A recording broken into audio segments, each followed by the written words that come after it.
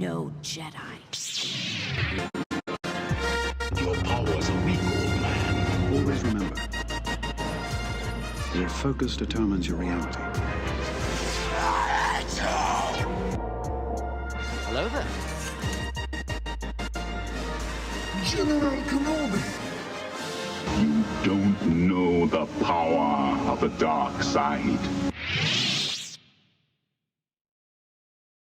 Hey, what's up, you guys, and welcome back to the Disciples of the Force podcast. I'm your host, Austin Hyatt, with my co-host here, Spencer Silva. I can't really see him right now. I can't see Crazy. you. I'm looking right at the back of my camera. I'm looking right at your phone. I can't see your face. That's awesome. What if I do this? Oh, that's nice. Pretty good. Yeah. Oh, man. What's up, guys? We are having some awesome technical difficulties. So if this even gets out, that's amazing. If not, I don't know, dude. Yeah, you're not missing much, fans. Come on. They love us. They love it, dude. So Star Wars news this week. Austin, would you like to take us into that? Yeah, I would like to talk a little bit about Dave Filoni, okay? Our creative director, who we love. He got a new position at Lucasfilm. I can't remember the I think it's Chief Creative Officer is what they're calling him, CCO. CCO. So basically he's going to, the way he described it is previously, even though he's been some kind of creative director, because I know he got promoted within Lucasfilm. Yeah. I can't remember what his previous role was, but basically a show would get greenlit by Kathleen Kennedy, and then he would come in during part of the process, but he wasn't really involved in the making of these shows other than the ones that he was heading up, like The Mandalorian and The Book of Boba Fett. Now he'll be involved from the ground up in every show, which will be pretty cool for like an interconnected universe. Yeah. I hope he doesn't get his grubby little nerd hands on Andor, because I don't want that effed with. Okay, that's cool. Dave, don't touch that. Everything else you can do. And this is what I'm hoping. I was thinking about this today. Well, I hope with his creative, ability that he'll now instead take away kind of back from being directing as much and just get good directors, but he can keep his storylines that because his stories are always great. Sometimes the camera work's a little, I don't want to say bad, but you could tell a difference when you go into it. Right. And I got to be not too critical, because I've heard one time on one of our TikTok comments, someone said, every time I see one of your guys' videos, you're always complaining, not a good look, ... And it's stuck Really? with me. Is that a recent comment? No, it's old. But it sticks with me. It's like, I'm talking like when we first started this. Yeah, almost a year ago? When did we start this? January of this year, right? I don't know. We're coming up close. Yeah. It's more within months of a year. That's so, crazy. Yeah. We'll have to do a little party for our anniversary. Yeah, we'll probably just kiss a little. I don't know. I know. What? Spencer and I share a birthday. That's what we do every year on our birthday. We just make out. Yeah, we tell the wives to go pack their bags and let us do our thing. Dude, this is your first birthday married. Yeah, it is my first birthday. Wow. Yeah, it's put twice. That's pretty good. Last year I was engaged. This year I'm married. Whatever. Going back to what you said. Sure. Much like George Lucas, he's a great creative mind. Absolutely. He created everything, thought up everything that we love so much. He's not really regarded as the best director out there. No. I feel pretty similar about Dave Filoni, Really? where I trust all of his cool ideas, but I'm like, execution-wise, Yes. I'd rather have him present the ideas, And have headline someone else. that, and then have somebody else. Absolutely. And I bring think it to, the reason why, as we talked about, he comes from animation, right? And Yeah. it's a total different vibe when you're going into live action. And no, not a knock on him. What he's done is great. We love Ahsoka. But yeah, I agree with you saying that it would be better. And I think maybe that's what the position he's in, is that he brings the ideas and he makes sure that everything is continuity. He's like looking over the middle details. And I think it'll be good, honestly. It'll be amazing. It'll be a great thing for Star Wars. I think I'm being too hard on Dave right now. I love Dave Filoni, everything he does. Doesn't sound like it. I just think maybe, in regards to Andor, I think Andor is probably his least favorite Star Wars project, maybe. Yeah. It's too serious for that guy. And it is. It really is very mature. So maybe he won't touch it. I mean, I don't know. And maybe he has that philosophy of like, if it's not broken, I'm not going to do anything to it. No. I hope so. Yeah. Because if he comes into season 2 of Andor, but I mean, that's already well underway. Yeah. So I'm sure he'll just let it finish. Yeah. Yeah, so it sounds like you hate him, but that's great and awesome. So yeah, I do. I hate Star Wars, in fact. Yeah, it's actually our last podcast ever. We've decided. Yeah, I decided that a while ago. Oh, that's crazy. We're joking. Everyone chill out. me. Bless you, dude. Jeez. Thanks, Okay, hey, Will, tell us about A Certain Point of View. Yeah, so just started from a certain point of view, starting with A New Hope.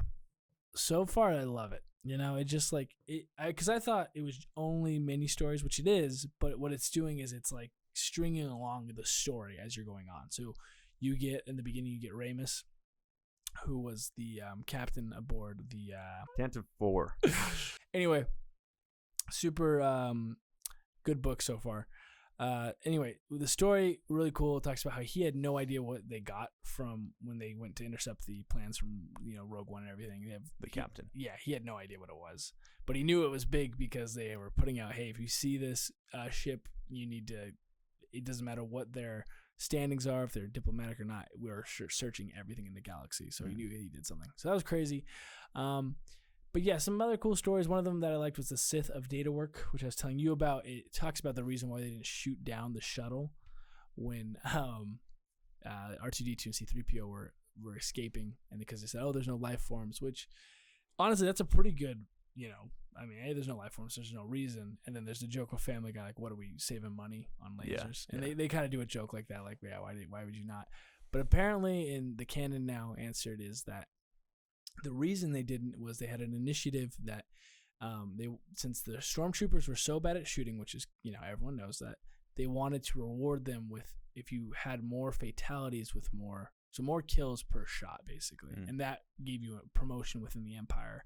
Of how they would track that, I'm not sure, but basically that's why they didn't want to shoot down a rogue shuttle, because it wouldn't go towards their killing and it would ruin their chance of a promotion, and that's why they didn't go with it. Interesting. I don't know. But that story goes deep into just the back end of the Empire of like data, files, and protocols and all these things, which is cool because it shows you how deep and in depth it is, but yeah, really a lot.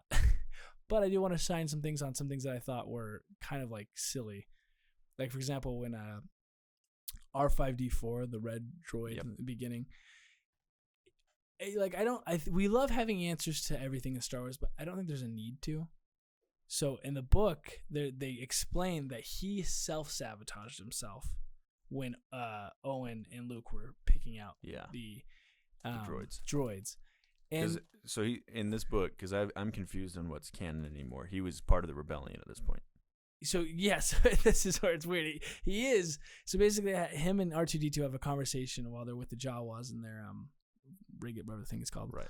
And R2-D2 is like, I need to get this over to. I'm on a mission. It's very important. I need to find my old master. And he was like, well, I've been a droid here for years, and I'm finally going to get a new master. I've been just a slave droid, and I want to get out of this. Right. And he's like, it's the rebellion, I'm telling you. And he's like, whatever, man. That's just hoax. And it was cool in the fact that it gave life to droids, and droids matter. Yeah, you hate that, did you? I know, I love that. I love it because they're treated like crap. But I didn't like that it was like, he was like accepted. Like as he was leaving with Owen and C-3PO and Luke, he was like, oh, the rebellion's real. This needs to, it does a good job in the book, clearly. I'm not giving it credit. Right. And it's like, oh, I need to do this for the greater good. And he purposely self-sabotages. And he gets away in the end. And so he does so R2-D2 can get chosen. Which is cool, but it's like, in my mind, I'm like, sometimes, maybe the Force just had it go that way. He didn't need to be part of the rebellion. You know what I mean? Well, listen, it's better than the Legends explanation, because R5 in Legends is a Force-sensitive droid. Oh. And he can, sense what's going to happen if he goes with Luke. Okay, so then, yeah, maybe. But he's also part of the rebellion, at that point. So, it's a lot more complicated and less believable. Okay, then I do. If those are my two options, then of course I want the canon, because that it makes more sense. He's not Force-sensitive, but I don't know. It just kind of put me in a spot where I'm like, maybe we're getting too nitty-gritty with some of the things that we want answers to. Hey, man. I'm down with it. Okay. You like it? All right. I like hearing this. Okay. Go ahead. No, go ahead. No, what do you have? I just realized for our Jedi segment, I didn't prepare for that. I'm sorry. That's Fujin Twizzes. I'm sorry. That's okay. You've been busy. Turkey days tomorrow. I bitch about it all the time to our fans, but I've been really busy and I want to die. So, you're good. Hey. Sorry. It's fine. We need to get an earlier episode done anyway, so you can get to the movie tonight. So don't even stress it. Sure. It just gives us time. Okay. So then I'll just talk the ears off about from a point of view. Okay. certain point of view, from a point of certain view. Okay, I want to hear more about it. The last thing, well, so anyway, yeah. So that was my little beef, but that's just my critique because I like being that way. But a cool thing it did explain was why. So I didn't know this in the end of Revenge of the Sith. I didn't realize he said wipe the protocols droid memory. Yeah, wipe their memories. Yeah. Well, no, but it only says Just the protocol. C3. Yeah. Yeah. I didn't know that. I thought he said to both of them, which made sense. Like, oh, that's why. But then it wouldn't make sense because it's like R2-D2 remembers Obi-Wan. Yeah. But in here, it also talks about there would be a plot hole as well that Jawas are supposed to wipe all the memories before they sell them. That's like that's what they do. That's like their thing. And this one Jawa sees the memories of R2-D2. And he's supposed to wipe them, and he like watches them. He's like, "Oh, this is amazing. This is so cool." And then he sees the rebellion. He's like, "Oh, this is important. I don't want to do that." Wow. So he doesn't wipe it. So I mean, it's cool because you see the will of the Force work throughout the back end of the story. It's not just the main characters the Force works with; it does it through everything, which is really awesome, and I do like that. And that one I didn't really care about. Okay, the last one that I'm loving. This is the one I'm ending on. Let's hear it. Master and Apprentice. Who would you think this would be? Master and Apprentice. And it's all taking place during New episode Hope. 4. Yeah, and we're like in the beginning of episode 4. I haven't seen episode 4. Is that the one with the peoples? I don't know. That's all right. Who? It's Qui-Gon and Obi-Wan. Oh. It's really cool because it's them talking to one another, and it's kind of cool of how it's like from Qui-Gon's point of view of how he's like conjured to talk to Obi-Wan. It's like he just takes shape of what he used to be. Cool. So it's like his entity or his like being does that, which is cool. But what I really like is Qui-Gon talks about how proud he is of Obi-Wan. Like he's like, you like look at Obi-Wan's life. He's like, it's like he's proud that he never turned to the dark side when he could have. So many times. Yeah, or just given up on the Force. Like this doesn't work because he talks about how Satine dies, how Padme dies, who he cared for, and then how Anakin turned, like all these things in his life. And he doesn't turn, and Qui-Gon's like telling him, like, I'm proud of you. Like, and he's like, and at that point, you can see Obi-Wan kind of wavering, like, is any of this going to work out? Like, I've been believing in the Force for so long. And he's like, and Qui-Gon can see things moving behind what Obi-Wan can't see at the time. And he's like, it'll work. Because at this point, Obi-Wan has talked to Luke about, because they just found R2-D2 and everything. Right. And so, yeah, I don't know. It's really cool. I haven't finished that story, but I'm really loving it because it's like, it just gives you a perspective of Qui-Gon. Yeah, I dig that. So that's very cool. Yeah, that's pretty awesome. I see just your eye. I know. I can. This is really throwing me off. Yeah, I don't know why it's like this. Why has it ever been this way before? It always is, but we have like the screens to look at. Oh, and reference that's exactly what it forth. is. I'm like, why does this feel so weird? I can't. Yeah, that's right. I can't see your Yeah. face at all right now. For our viewers and everything, usually we do Riverside, which Austin is a big fan of. He loves Riverside. Never has any problems. They're great. But the Wi-Fi wasn't too strong, so we're recording just directly off of our phones to our laptops, so we'll have to edit after. So I usually get to see his face as I'm talking to him on my screen, but the phone is perfectly right where he is. No, it's actually better this way. Yeah, actually, I think it gets me in the mood quicker. I know. All I can see is your bare legs, dude. Oh no, my bare pretty cool. legs. But yeah, that's really all I have for that as of right now. Okay, beautiful. I was gonna give a little recap of what I've read in Thrawn, but I kind of hate that book. Yeah. Yeah. I'm sorry. I was putting you onto us. No, listen. So I think you would. It's just not my speed, I think. And that's fair. Okay. And you can have that opinion. I'll let you have that. Yeah. And I would like to hear more as to why. But what I was just going to say is I do genuinely think if you do want to pick up one more, because I know you haven't had great success with Star Wars books, I think you would like this book a lot. I think I would. Yeah, because it's like sporadic different changings, and you love, like, the core of New Hope and everything. That's true. Anyway, sorry, go ahead. I'm trying to think of what I just read in Thrawn. I got my book over there. I could look at my bookmark, but is Captain Price, anything happening with her? Eli Vanto, you doing anything cool? They're on their third assignment ship. So how far are you? Like halfway then at this point? A little less than halfway, I think. Yeah, like that book is a slow start. It gets good towards the end. I think you'll. Well, if I finish it, I'm gonna read the other two. Like Right. I'll read the whole series, but and I want you to get to 2 because 2 is amazing because you have Anakin in it. Okay. And yeah, Darth Vader. that's right. So I think I like 2 the best out of all of them, and 3 I didn't actually really care for at all. So it makes me nervous if you're not vibing with 1 because I liked 1 a lot more than 3. Here's what I think. I think it's just I've been a little stressed this semester. I don't really like leisurely reading if I'm having to read textbooks and stuff. So I think like winter break, I'll tear through it. Okay. So hey, if that's what you want to do for me for my birthday and Christmas present, then I'll let it happen. Yeah. What if I want to do more? I'll let you do it whenever you want, you crazy little cat. Okay. But yeah, let's get into Spandor, huh? Okay. And I was going to ask this because let us know, viewers. I know that when we've done it, our friends have told us they like us talking more about like lore stuff. Yeah. So I'm wondering if we do Guess the Jedi. I know we're not doing it this week because something happened. Because I'm an idiot. No, you're not an idiot. Because I'm an idiot. No. And you know what? From here on out, I'll always have backup for you because I have time. So it's not a big thing. So if you forget to do it, I can do it. Sure. But I was going to ask you, should we do Name That Jedi before? That way, if people who don't really care about our recap of the show, we get that in the beginning. Oh, yeah, I dig that. Let's do that. Because I was thinking about that too, because there's been times I've cut episodes to put the more interesting stuff in the beginning, because I think more people were prone to get to that point and then at the end be like, either tailor off, because people go off anyways, or, whatever. So. No, that's a great point. If it's a podcast I'm kind of lukewarm on, I'll only listen to the first little bit, and I'll get bored later. So yeah, I think we do that.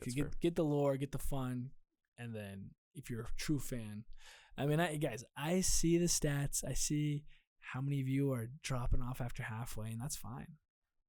Just thank you for even listening. Yeah, thank you. Thank you, guys. Let's jump in Andor. Okay.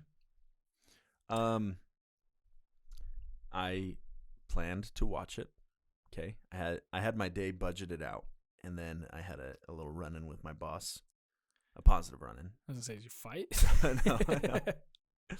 Just here's the nature of my life right now, okay? Yeah. It's a sad story. I work for a job where I have a lot of tasks. Ugh, and they're not the worst. It's not like it feels like I work 3 jobs at this one job because I have very distinct responsibilities that are separated.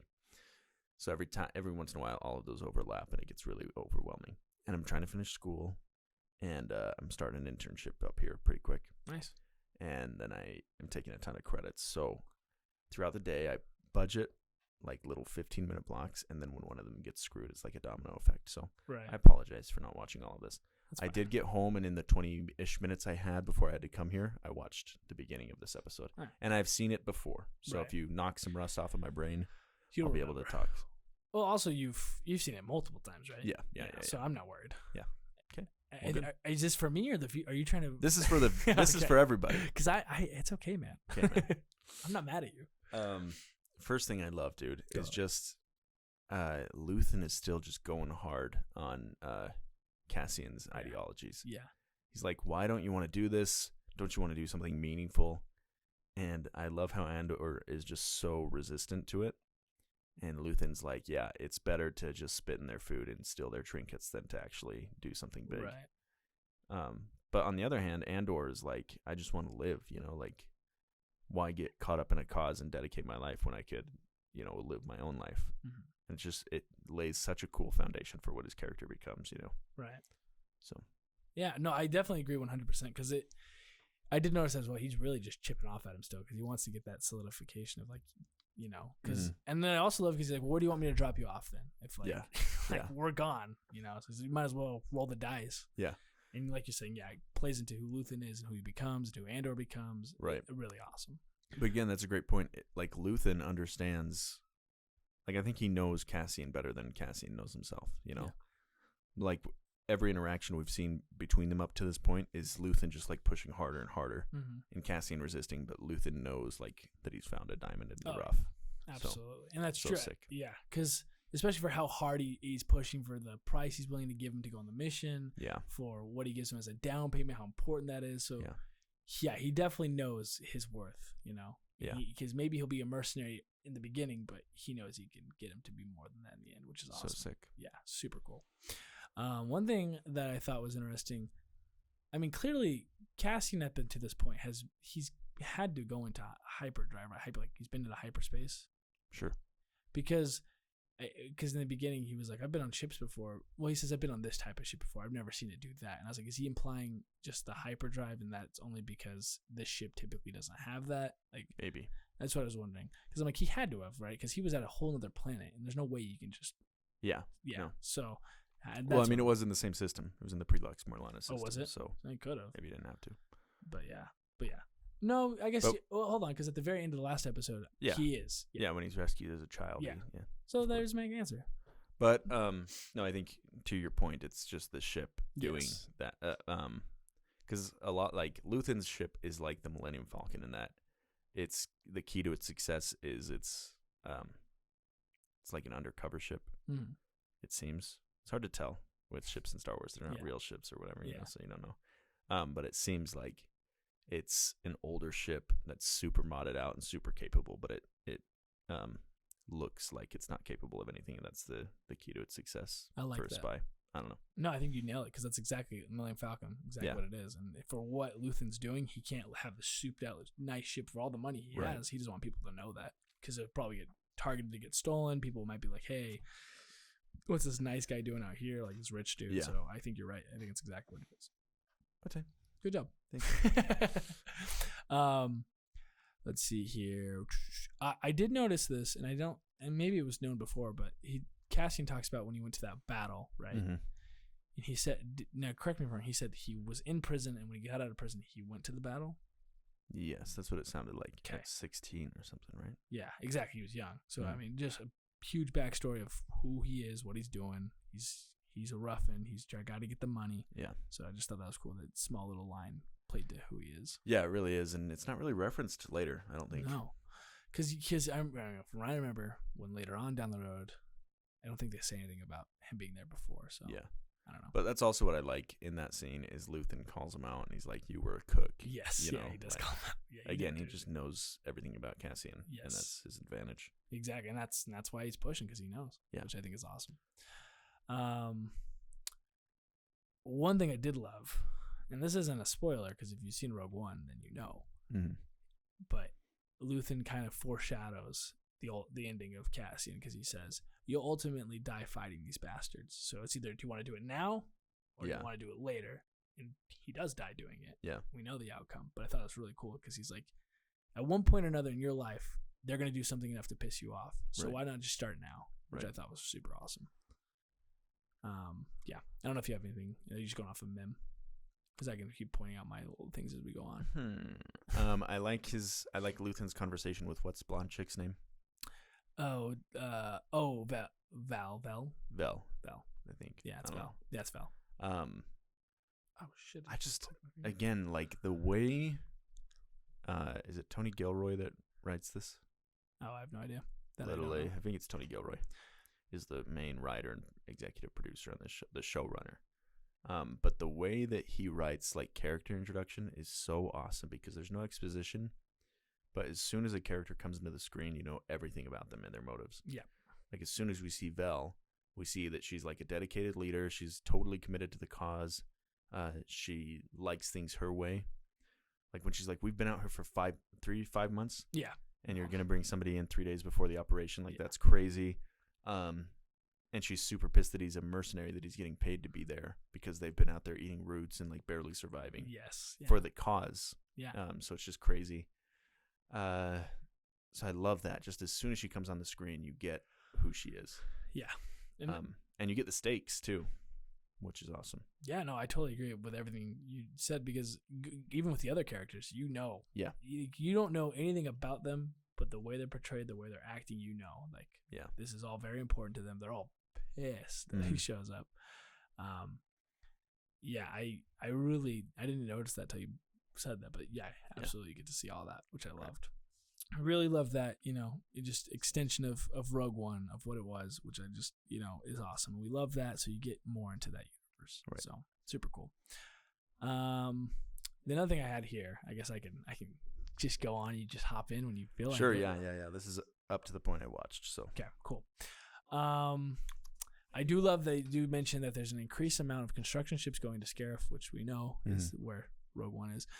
Now, the question with that is, we know that's where the plans are. That's where Rogue One goes. But is that what else are they doing there? Like, is it just a base, Scarif? It's a great question. Because I think the Death Star was built around Geonosis, right? Yeah, at least it started by Geonosis for sure. 100% it did. They just mentioned it in Thrawn a couple chapters back because Thrawn asks Vanto to like track the Dunium, and they see it going to one place and they don't know what it's all about. Yeah. And I can't remember if they said Geonosis. I don't think they said Scarif. Scarif is just where all the information is kept, right? That's what's where they have the huge thing. Let's see here. I'm going to read real quick. Was moved from... it says here. So in 9 BBY, the Death Star, an armored battle station, if you don't know what that is. Sure. That's awesome. Thank you. Was moved from Geonosis to Scarif to continue the construction under the supervision of director Orson Krennic. There we go. Which I think, now that I'm hearing that, I think you see it from the planet. You see it above them. I'm pretty sure. Maybe I'm wrong, but... Well, I mean, it is there because that's how the movie ends. Yes, exactly. Yeah. So... Look, dude, Star Wars lore is so deep, so if people get mad at us for not knowing that, you can hop the fact that we know it was started by the Geonosians, yeah, I mean, that's kind of big. That's kind of big. That's not just some basic stuff in your mind. Yeah. So thought that was awesome. So they're talking about how, like, in this movie, and it was just a super small passing. So this time watching, I was like, I'm gonna pay attention to Easter eggs. Yeah. Because that huge meeting they have, there's a bunch of things they're saying, and so that was one of them. Just a small, like, we're moving construction ships to begin on Scarif. So super cool. I also loved, I don't know if you remember this, I love how Luthen gets into character of his rich persona. Yeah, he's like, he's doing whatever he's doing. Yeah, doing it like, he's a method. Yeah, just this guy, for what he is in the Star Wars universe, he's dedicated. Yeah, like he's able to differentiate. I'm Luthen here, and here I'm this guy, and I need to not even let these guys bleed over at all, because he knows if he does, it's game over. Yeah. But also with that, he can still play when he's talking to Mon Mothma. So exactly. So. Yeah, and I love that because, like, later when he does that super cool monologue that we all love, I'm gonna wet my pants when we get to it. But when he does that, like, episode 6 or whatever it is, or 8, I don't know. He talks about, like, the dedication it's taken to get to that point. Yeah, like all the stuff he's had to sacrifice, the life he's had to sacrifice. Yeah, it's just so cool, beautiful. Yeah, he's a character that is influential to the Star Wars universe, and there's many people who exist that are never talked about in the Rebellion, right? Like, there has to be. Right. There has to be battles that were won that were as good as lost. So, and that's just really cool that in Star Wars they paint all that. Beautiful. Amazing. My next note is that Vel looks like Bradley Cooper to me. Every time I see her, she just reminds me of like a female, like a sister sibling of some sort. Not, I get that. Not a carbon copy, of course, but every time I see it, I'm like, they resemble. And I remember when I watched it the first time, I was like, are they related at all? They're not. They're not. Speaking of Mon Mothma, one thing I loved, we always talk about this, is how she's not CGI'd, right? From A New Hope. No. Right? She's just a brand new recast, which it works well. It's like you don't even think about that at all, because it's like it has to be that way. Yeah. Like we get it. We know it's not the same actress because it can't be the same actress. Right. Because we're 40 years later, 30, whatever it is. Probably more than that. What, 40? Yeah, probably 40. Anyway, whatever. Sure. It doesn't matter. Yeah. But the reason why I love that is, like, I get, like, with your main characters that you don't want to, you want to make sure you CGI or whatever, because we talk about it all the time, Han Solo, the yada, yada, yada. Right. But I love it's just a small thing that they didn't do it, and it works beautifully. Yeah. The one thing she did have that helps her out was she was in Revenge of the Sith. Oh, she was? Well, I mean, deleted scenes. But she was cast in that movie. She was casted. Oh. And she might be like a background. She might be in the background in Revenge of the Sith. I'm trying to remember. But she has huge scenes that were deleted. Yeah. So that's why it's an even cooler casting, is like they took this kind of insignificant casting that was a great casting to mirror what the character was back in the originals. And they held on to that. Because when Star Wars, or when Disney acquired Star Wars, they could have kept the character but recast her, because they were like, nobody's going to recognize her from these freaking deleted scenes. But they kept it. That's awesome. Yeah. Speaking of which, I really want to know when they're going to give us an extended version of Revenge of the Sith. Never. I don't think so. Why not, though? It's just not financially viable. Because they'd have to go back. They'd have to remaster all of the CGI. Put in the deleted scene. I don't know. But they could do it for an anniversary, you know? Yeah. I guess you're right. Disney at the helm makes sense for them to not financially. Right. If it was still under George Lucas, I think he would. Oh, yeah. He would absolutely do it. No problem. He would have done it 4 times already. Yeah, exactly. So I guess you do make a good point with that. But I would just love that. I see deleted scenes all the time. Like the one with Obi-Wan talking to Padme of like this deep, like, you saw that meme, of how like, it's just like, I don't know. I would love that, but like you said, financially probably never. But dude, I mean, like Napoleon, I'm going to see that tonight, and Apple TV Plus, it's an Apple TV film, and it's 2.5 hours long, but they've already planned to release a direct to streaming director's cut that's 4.5 hours long. Whoa! So it's like those avenues are opening where streaming services are willing to, hey, we're not going to foot the bill for it, but we'll put these on our streaming services. Yeah. So maybe. And Disney Plus has raised their rates without giving any like new great content to justify such a raise. Yeah. So maybe that's true. If they did like that honestly, that's a smart thing. You know, you're raising the price. You want people to come back. They're leaving. You say, hey, Star Wars, Disney Plus exclusive, 4.5 hour Revenge of the Sith cut. I would be creamed in my pantaloons. Jeez. You said that earlier. No, I didn't. You said we're gonna cut that. You said you were gonna cut that. That's crazy. Yeah. And then another thing, when they're in that meeting, one thing I do like is that she talks about how, I forget that. What's that character's name? I don't know her name. The ISB agent. Yeah, ISB guy girl. You're gonna say it, and I'm gonna be upset. I don't know. I have no idea. I don't know. Sorry. But she's talking about how there's like a serialized, like kind of like a serial killer, but like rebellion. Like, hey, we've seen this pattern before. Something big is gonna happen like now, and it goes back to just a small little arrogance that is the downfall of the empire. Yeah, that's the whole theme of this show. Yeah, I love it. So it's like, oh yeah, maybe, but that's not what we're gonna focus on. Right. You have no proof.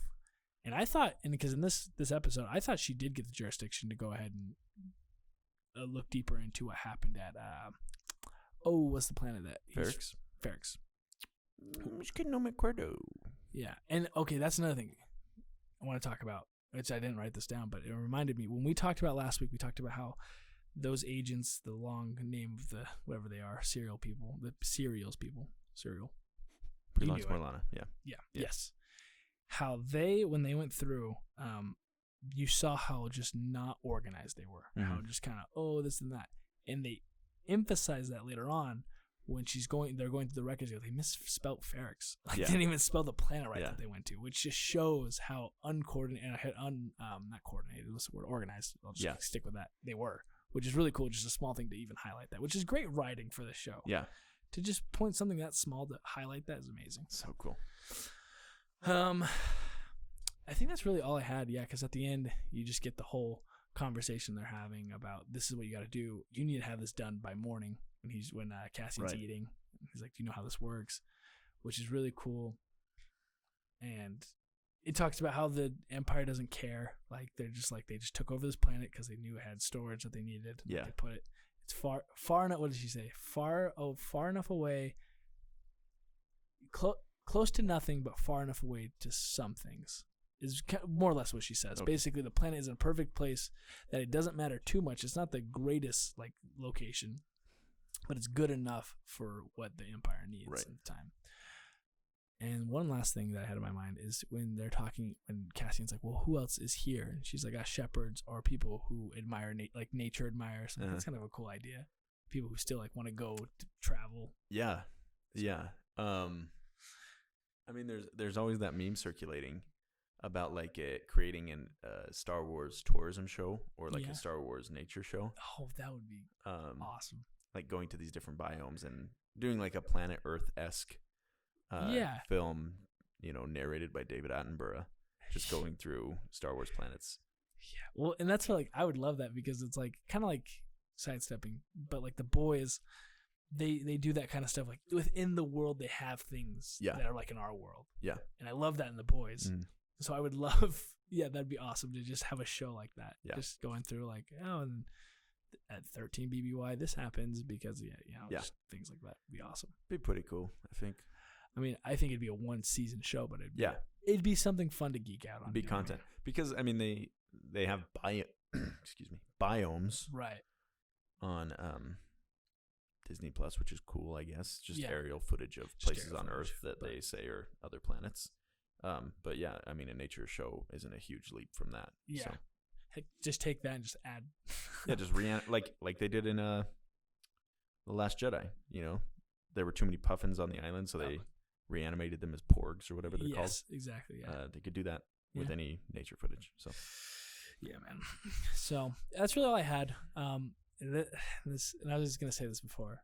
I just love this show because you just get these mini arcs within the series. Mhm. You know, like, okay, we got the backstory. Now we're gonna go for the heist, and then after the heist, something else happens, and we have that as the next little thing. It's just awesome. And then at the end, there's another mini one. It's just great. dude, it's amazing, and I love the slow paced nature of it.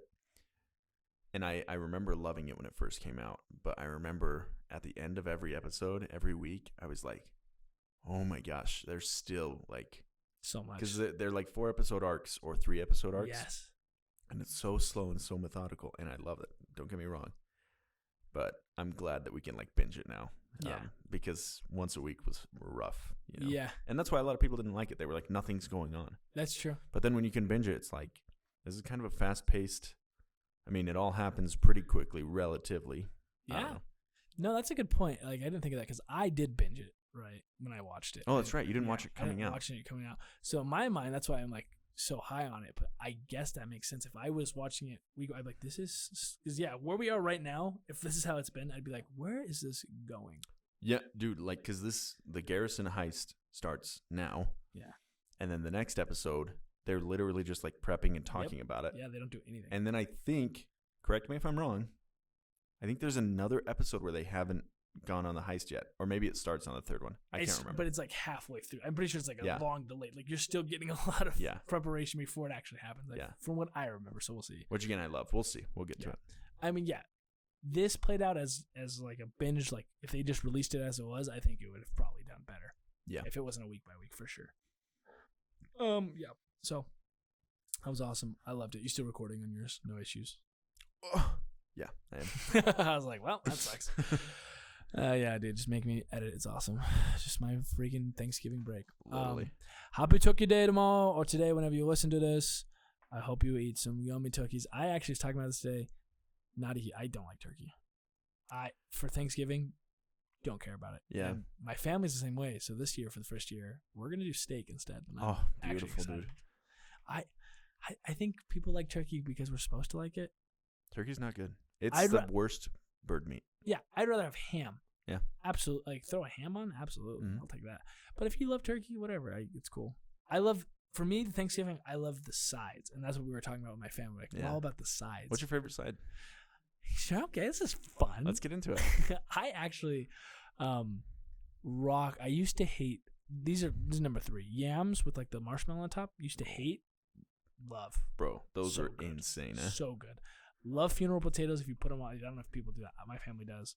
But my number 1, Wait, sorry. Do people out of state know what funeral potatoes are? Are those a Maybe thing they outside of don't. Mormon culture? Eh, They're probably very good. not. They're effing killer. if you don't know, if you're not from Utah, look those bad boys up. Those things slap. But my number 1 is the green bean casserole with the little stuff on Really? top. I love that, dude.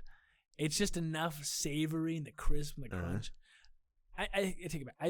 Now that I'm thinking about it, I would put funeral potatoes above that. But I got nervous, if I'm being honest. I don't know if people use that for Thanksgiving. My family does, so I didn't want to put it as number 1. Shut up, 'Cause it's not a traditional one. But any potato preparation. Yeah. Like some people do mashed potatoes. Yeah, But sure. I think that counts. Yeah, yeah, absolutely. Yeah. Slaps, dude. And then if you get the Jello pretzel whipped cream little thing, Nah, I'm not down with that. love that. That's another Mormon thing. Yeah, is- sweet, salty, sour, Yeah. great. Anyway, go ahead. What is yours? Well, no, I was gonna say I love green bean casserole, but the thought of it grosses me out. Oh yeah, it sounds Like disgusting. I'm never craving that junk, but like No. if it's on the table, I mean it. Oh, You yeah. know what I mean? Like stuffing. I don't crave stuffing, but when it's there, I'll eat the hell out of it. I have to disagree. I crave stuffing sometimes. Really? Yeah. I'll see it but- in Smith's when I'm walking around. And I'm like, damn, Right. I could make some of that and go home. Yeah, that stuff slaps. And what it is would gross me out if someone described what it was. Like the breading and like, Yeah. but it slaps. That's funny. Yeah, dude, I'm a big sucker for potatoes. I'd say, those are some of my favorite sides too. Mashed potatoes, a good mashed potato. Sometimes I don't like when mashed potatoes like taste watery when they're not like Yeah. buttery enough. Hey, quick tip for you. I saw this the other day. Instead of boiling your mashed potatoes in water, Sous vide 'em in butter. No, go ahead. I don't know what that meant, but milk. Boil them in milk when you're cooking them. Oh, They say because it gets in and you like all the starch that usually you lose when you drain stays in, so you get like this nice creamy, way creamier. damn. Just try it out. I'll just have to try that by myself. Yeah, I don't even know if I'll put any of this in the episode. I might just cut all this. Are you sure? We're just talking. But yeah, potatoes, killer. Potatoes, stuffing. Yeah, I can't think of other. Dude, you put gravy on any of that junk, I'm eating that up. Mashing Yeah. it down. Rolls. I love a good Oh my roll. gosh, Just a killer. nice fresh baked roll. Yeah. Oh, queen. What are you doing for pies Thanksgiving? The pumpkin's always there. Sure. I've been getting into warm pies lately. I usually not be, but my mom always gets my favorite. I get it from my birthday dessert. I don't like cake, Sure. so I always get the Marie Callender's chocolate satin pie. It's gone down in taste over the years because it used to be Oreo crust, but now they got like this weird crust, and the filling used to be a lot more whipped creamy. Oof. Slap. So we usually get that apple pie and pumpkin pie. Mm. What about you? Pecan? I don't think I've ever eaten pecan pie in my life. Dude, I love pecan pie. Is it good? When I was in the South, dude, pecan. It Killer. sounds like a South thing. Tea and pecans. Yeah, pecan pie. Apple pie, dude. That's goated. I love with Dude. some ice cream on it. Fuck. So, sorry, we're talking food now. Star Wars, make this stuff. Put this in the universe. I want to see this. New York Times or USA Today, some national newspaper, ranked the best pizza places in Utah Okay. several months back. Guess where two of them are? Two of the top 10 places. Guess where they are in Utah? It's Cedar City. In Cedar City. Central Pizza. Really? Yeah, and Pizza Cart. Pizza Cart makes sense because of what Yeah. it, like. I've never been to Central because it was always packed when I wanted to go. Central's good. Is it so? It's top 10 within the state of Utah. Really? Central is number 1. No! Pizza Cart's like number 4. That's crazy. I mean, Pizza Cart. Pizza Cart What? is rock. What I was gonna say about the desserts, we went to Vernal a couple months ago now for a deer hunt, and Statty is listening. He has a client who owns a restaurant down there, Okay. which was ranked second in state Oh, for wow. pizza. And dude, the desserts are insane. This guy gets his peaches from the Wasatch Front. Okay. This peach pie, insane. And then they had this what was it? This like berry cheesecake. Holy, oh my gosh, dude! Oh my. It's worth a trip to Vernal. I'm not kidding. Because I was gonna say there's nothing there that I don't think I hear of as people go hunting there. Is it? Yeah, exactly. I'll Hey, have to check but it out. we'll have to hit it up. Okay, I'll go. Sidestep, last one. Yeah. Sorry. No, okay. Have you been to? You remember when Forrest was raving about the Nephi pizza, Nephi Canyon Pizza? I thought it was. Oh, Garv. Gavin. It was Gavin. Same loser. both men will lose in my brain, bro. Yeah. Have you been there? No, I wanted to go the couple times we've been down in that area, but He oversold the pizza. I'll tell him that. I Okay. tell him that all the time. did you get the jalapeno popper one? I did. He was suggesting. Okay. He like was making it sound like it was God's gift to this earth. Mhm. It's good. I wouldn't say it was as good as he was making it sound, Okay. but it's good. That's all I wanted to say. So you're telling me you're just saying Gavin's overselling it. It's not good, or it's worth the trip. It's worth the stop. And that's the other thing. Is it worth the stop? It's worth the stop, not worth the trip. I would not get in my car and go drive there to get a pizza. But if I was on my way to Cedar and it was lunchtime, absolutely stop there. I'll have to stop there next time. All right. If you're in Utah, man, we just gave you some of the best places to eat. Thank you for listening. All right. Have a wonderful Thanksgiving, and thank you for being a disciple of the Force.